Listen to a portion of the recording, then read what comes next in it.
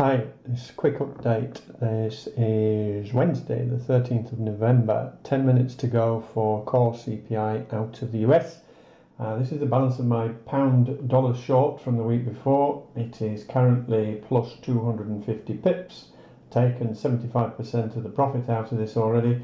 I moved the stop now just above the 200 EMA, and it's above the trend line, it's above all these other EMAs.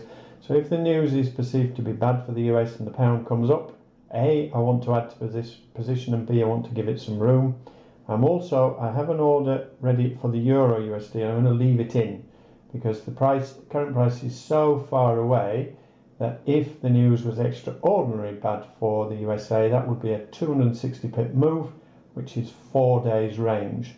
So I'm going to leave that one in through the news.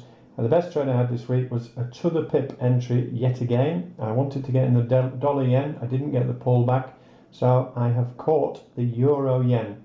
And here it is. And as you can see, it caught within a couple of pips. I had the stop down here only 30 pips away. It's now 150, so it's 1 to 5 in profit. I have just taken half of it off, and I am now going to move the stop on this one as well to protect it. I want to stay in this. I think we could have a decent move, so I'm going to go. Normally I would be a bit more aggressive and get up here. I've left some space, so the balance of this trade now has 70 pips left in it, and I've got the potential for this to go significantly further. So let's see what happens next with the news. On Wednesday, the news came out as expected on the CPI for the US. I am still in my pound trade, and unfortunately the euro yen was taken out on the balance. This is why I always scale out of trades, especially when there's news coming up. Take at least half of the profit and then move the stop to entry, and I was stopped out with the 70 pips profit as well as on the balance. And I'll show you the pound in a minute. Now again, today is Thursday, and in an hour and a half's time we have more news that could rock the market, and I am in another trade and I'm going to have to do it again. This is the Euro Aussie, and another almost to the pip entry, pre-planned.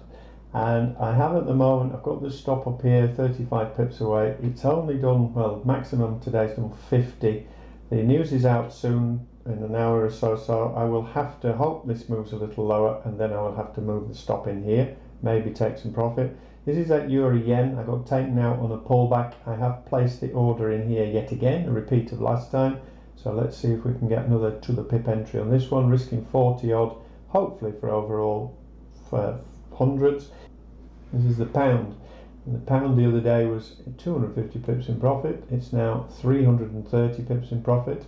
I have moved the stop yet again, so I'm now locked in 175 on the balance. And then this is a new order. So if we get up there today, we've already done 81 pips worth of movement. The average over 30 days is 88.